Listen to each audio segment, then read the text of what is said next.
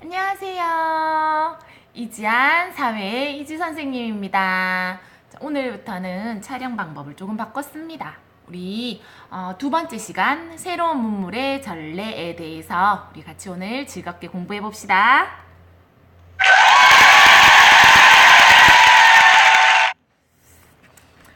조선사회의 새로운 움직임, 두 번째 새로운 문물의 전래인데요. 우리 전란을 두 번 겪었다고 지난 시간에 했었습니다. 전란을 겪은 다음에 청나라와 일본 관계가 어떻게 잠시 끊어졌다가 다시 일본에는 누구를 보냈다? 통신사를 보냈다라는 것까지 지난 시간에 했었는데요.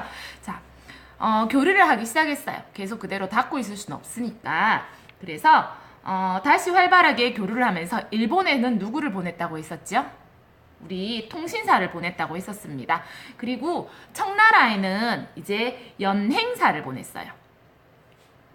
연행사를 보냈는데 연행사가 누구면 연경, 베이징에 보내는 사신을 해서 연행사를 보냈습니다. 그래서 외교를 하고요. 국제 문화를 다시 이제 국제문화 교류 역할을 하게 되었습니다. 그래서 조선이 점점 이제 바뀌어가겠죠.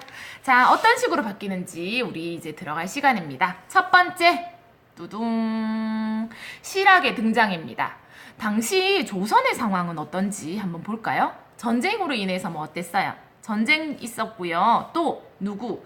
관리들의 부패가 조금 심했었어요. 당을 나누어서. 네. 우리 파, 니네 파 이런 식으로 나누어서 부패도 조금 심했고요. 그 다음 무거운 세금, 전쟁이 일어났으니까 국가에서 재정적으로 부족한 부분들이 있고 그리고 관리들이 자기 재산을 더 많이 착취하기 위해서 백성들에게 많은 세금을 물리게 됐습니다. 그런 식으로 해서 백성들이 어때요? 많이 슬픕니다. 그래서 해결 방안을 찾았어요. 해결 방향을 찾았는데 어떻게 하면 좋을까 했는데 당시 학문은 유학인데요. 유학은 해결할 수가 없는 상황이에요. 그냥 이론, 예법에 관해서 공부하는 학문이라서 그 당시 그런 힘든 상황, 현실 문제를 해결하기 힘들어서 자, 이젠 현실 문제가 해결하는 게 필요하다 해서 뭐가 생겼냐면 실학이 등장하게 되었습니다. 실학이 무엇이냐면 실생활에 필요한 것을 연구하는 학문, 을 실학이라고 하는데요. 백성들이 잘 살고 튼튼한 나라를 만드는데 도움을 줄 수 있는 학문입니다. 자, 이런 실학이 등장을 했습니다. 그럼 모든 사람이 같은 거를 했느냐? 그건 아니고요. 자, 실학자를 여러 파로 나눴어. 여러분들 이제 중학교 올라가면 다른 용어를 할 건데 조금 쉬운 용어로 해놓을게요. 그래서 농사파, 그 다음 장사파, 정치파 해서 우리파 이런 식으로 선생님이 4가지 종류로 나누어 놓았습니다. 그럼 첫 번째 농사파에 대해서 우리 얘기 한번 해보겠습니다. 네, 농사파는 어떠냐면 우리 지난번에 모내기로 인해서 분홍이 등장했다라고 얘기까지 했어요. 그러면 분홍에 반대되는 누구도 꼭 등장할 수밖에 없다. 빈농도, 가난한 농부도, 농사하는 사람도 등장할 수밖에 없어요. 이렇게 점점 가난해지는 사람들이 있으니까 뭐 하냐면 자기 땅을 팔고요. 세금을 더 이상 낼 수 없거나 여러 가지 상황으로 인해서 자기 땅을 팔고 분홍에 있는 땅을 소작하게 됩니다. 그러니까 땅을 빌리는 대신에 일정한 이제 쌀을 주게 되는 거죠. 그래서 소장을 하게 돼요. 자, 그것도 안 되면 그것도 안 되는 경우도 발생을 해요. 왜냐하면 그만큼 모내기를 할 때 일손이 줄어들게 되니까. 그래서 그런 상황도 안 되니까 자기 땅도 없는 사람들이 너무 많은 문제가 발생을 하게 되는 상황이지요. 그래서 뭐냐 하냐면 실학자들이 토지 제도를 바꾸면 좋겠다 라고 얘기를 하게 되는 거죠. 또한 새로운 농사 기술을 보급해야 되겠다라는 말이 나오는 게 농사파입니다. 유형은 이익, 정약용 등의 많은 사람들이 이제 농사파에서 이런 식으로 개편하자라는 게 나왔습니다. 또 그 다음에 있는 사람이 장사파입니다. 들어보면 알겠지. 뭐 하자, 장사하자라는 얘기예요. 그래서 새로운 기술을 개발하고요. 공업과 상공업을 장려합니다. 이제 물건을 만들거나 물건을 사고 파는 것들을 장려합니다. 또한 우리나라보다 청나라가 문물이 더 많이 발전됩니다. 서양의 문물도 들어오고 여러 가지로 인해서. 그래서 청의 문물을 받아들이자 하는 게 뭐냐면 장사파들이 한 얘기고요. 그 다음 정치파. 정치파는 어떤 것 같아요? 관리들이 문제가 발생했다고 얘기했죠. 무거운 세금을 거둔다든지 해서 그런 관리들이 백성을 위해서 올바른 정치를 해야 된다. 그래야지 백성들이 살기가 좋아진다. 우리나라가 살기가 좋아진다 하는 정치파가 나옵니다. 그 다음 마지막으로 오리파. 들으면 알겠습니까? 자, 중국의 학문에서 벗어난 자주적인 움직임을 나타냅니다. 이제 조선 후기가 되면 무조건 중국의 거를 받아들이는 것이 아니고 우리 것이 중요합니다. 우리 것을 해야 됩니다 하는 우리파가 나타납니다. 우리 전란으로 인해서 우리나라가 힘이 없구나 라는 생각을 조금 발생하게 돼요. 그래서 우리나라는 대단한 나라입니다 하는 것들이 이제 우리파에서 나타내는데요. 어떤 것들이 있냐면 교과서 21쪽에 추가로 있는 내용입니다. 요 밑에는 역사, 유득궁의 발해고가 있고요. 그 다음 국어 해서 발해고는 뭐냐면 발해가 뭐를 개성했다? 고구려를 계승한 나라이다 해서 그전에는 엄마 지켜와. 이제 폭넓은 역사인식, 우리 저 넓은 땅가 다 우리나라다. 우리나라 그렇게 파워가 있는 나라였다라는 말해주고 있고요. 그 다음 국어에는 유희의 언문지가 되어 있습니다. 잘못된 한자음을 한글로 이제 바르게 표기를 하게 되는 거지요. 그래서 우리나라의 한글의 우수성을 나타내는 언문지가 있고요. 그 다음 정약전, 이제 바다에서 우리나라에 사는 다양한 생물들을 나타낸 자산어보가 있습니다. 그 다음 여러분들이 잘 아는 김정호가 있습니다. 김정호 뭐 만들었죠? 대동여지도를 만들었지요. 대동여지도는 1861년 김정호가 만들었고요. 자, 목판본이라고 되어 있어요. 목판본의 좋은 점은 뭘까? 지도의 대량 생산이 가능합니다. 여러분들 잉크 칠하고 찍어내면 바로 지도가 나오게 되겠죠. 그런 대량 생산이 가능하고요. 산, 강, 길 등들이 자세히 표현되어 있고 또 기호로 나타나 있어요. 지금 우리 사회과 부도를 보면 기호로 나타내 있죠. 그것처럼 기호로 나타내어 있습니다. 자, 가로로는 19개 책으로 되어 있고 세로는 22개의 책으로 되어 있어서 좀 많이 크게 사이즈가 많이 큽니다. 가로 3m, 세로 7m 사이즈로 되어 있어요. 그 다음 도로는 직선으로, 물길은 곡선으로 표시해서 지도만 보더라도 안 가보더라도 이 땅은 이렇게 생겼구나 라는 것을 알 수 있는 그 정도로 만들어 놓은 게 대동여지도입니다. 자, 그 다음 우리 인물을 또 알아봐야 되겠지. 어떤 상황들이 있는지를 봤으니 인물도 중요하겠죠. 주요 인물들 알아보겠습니다. 먼저 정약용입니다.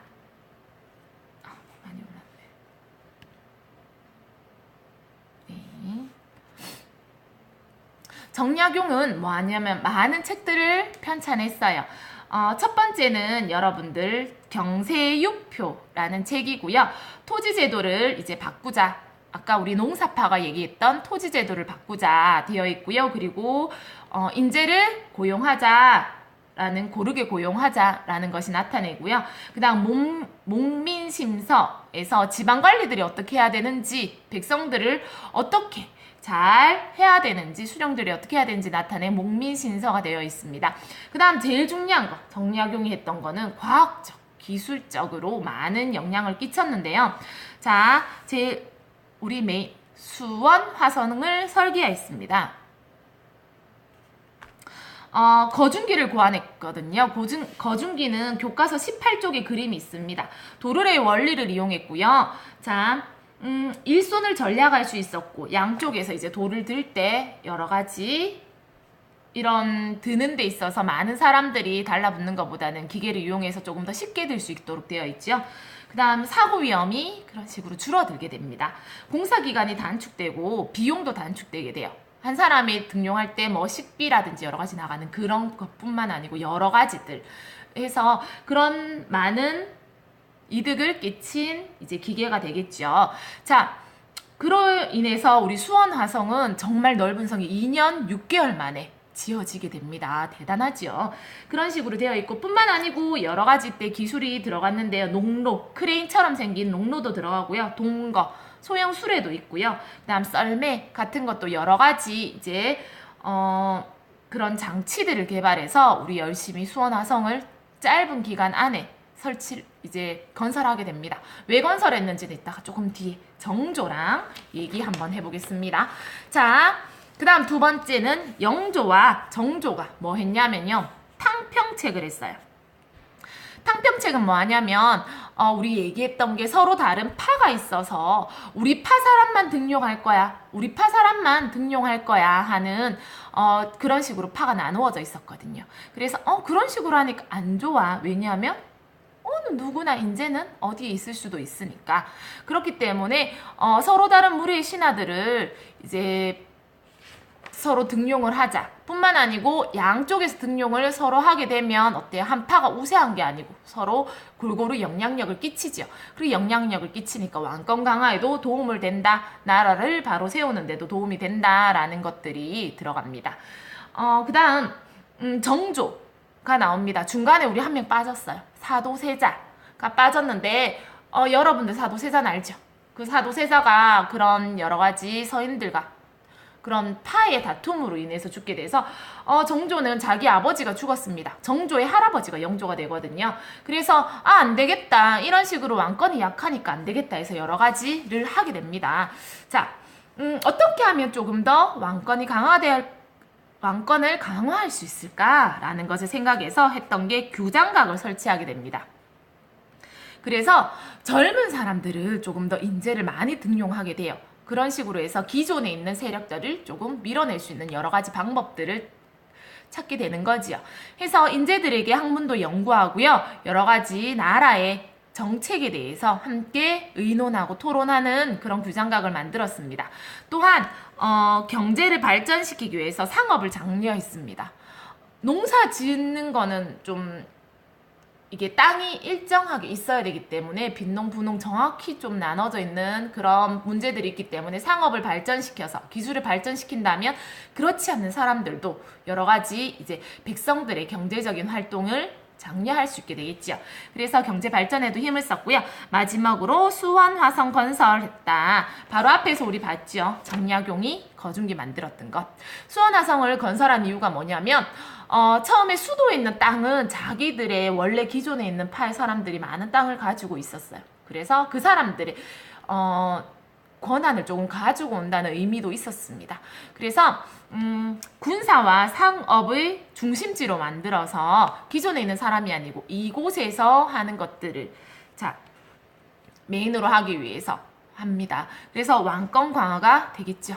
그래서 수원 화성에 자기 그 전에 사도세자를 절하러 온다라든지 여러 가지 방법으로 수원화성 쪽에 좀 많이 방문해서 백성들의 얘기도 많이 듣고 이런 식으로 수원화성 자체를 조금 많이 활발하게 만들었던 상황이었습니다. 자, 이 수원화성은 동서양의 건축 기술을 활용했고요. 세계 문화유산에 등재되어 있습니다. 그 다음 이것을 만들기 위해서 만든 설계 과정과 설계도 이런 것들은 화성성역의궤라는 것도 같이 세계문화유산으로 등재되어 있습니다. 수원화성 책을 보면요. 공심돈이라든지 아니면 팔달문이라든지 화홍문 여러 가지를 보면 그전과 다르다. 기술이 달라졌다라는 것들을 조금 볼 수 있어요. 특히 옹성 설치했던 것은 여러 가지 군사적으로 조금 많이 방어할 수 있도록 들어가는 게 옹성을 설치했는 거죠. 이렇게 문 앞에다가 둥글게 만드는 거죠. 해서 이렇게 적군이 쳐들어오면 어디서 이 위에서부터 같이 화살을 쏘거나 여러 가지 공격이 가능할 수 있도록 해서 옹성을 만들어 놓은 것들이 있고요. 공심돈에서는 선생님 그림을 잘못 그려서 이런 식으로 구멍이 뚫려 있습니다. 성벽이 있고요. 앞과 옆과 이 옆에 옆면에서 모두 다 공격이 가능할 수 있도록 되어 있는 게 이제 공심돈입니다. 또 3층에 여기서 망루를 세웠어요. 이 위에서 볼 수 있도록 해서 여러 가지 화포로 방어할 수 있도록 되어 있습니다. 자, 이런 수원화성까지 오늘 했고요. 오늘 했는 거는 뭐 했지? 이렇죠. 선생님 말이 조금 빨라서 제일 메인은 뭐냐면요. 실학의 등장이 제일 메인입니다. 실학이 왜 등장했을까? 그 시대에 문제가 발생했기 때문에 그 문제를 해결할 필요가 있었다. 그래서 뭐 했습니까? 지금 연구하는 학문을 보니 해결할 수 있었다, 없었다? 없었기 때문에 새로운 실질적인 학문이 필요해서 실학이 등장하게 되었다라는 겁니다. 그래서 여러 가지 방법, 농사파, 장사파, 정치파, 우리파 이런 식으로 해서 여러 가지 초점에서 실생활을 문제를 해결하려고 했다. 특히 그 중에서 우리 대동여지도 알아야 되겠죠. 어떤 것들이 있는지. 그 다음 이때 새로운 문물을 받아들이면서 변화 과정, 조선의 새로운 변화 과정, 새로운 사회로 바뀌도록 한 메인 사람들 누구 있었다 했는 게 우리 정약용이 있었고요. 그 다음 영조가 있었고요. 그 다음 정조가 있었습니다. 그래서 정약용은 뭐를 만들었다? 제일 중요한 거는 수원화성을 설계하고 거중기를 했다. 그 다음 영조는 탕평책, 정조는 제일 중요한 거 수원화성을 건설하도록 했다로 오늘 들어갑니다. 그래서 우리 새로운 문물을 받아들인 조선에서 우리 첫 번째 파트 들어갔습니다. 다음 시간에는 새로운 문물 중에서 우리나라 안에서 들어가는 그런 실학이라든지 여러 가지 물건을 만든 것이 아니고 다음 시간에는 새로운 문물, 그러니까 청나라랑 교류를 하면서 들어왔던 여러 가지 문물에 대해서 들어가겠습니다. 이상입니다.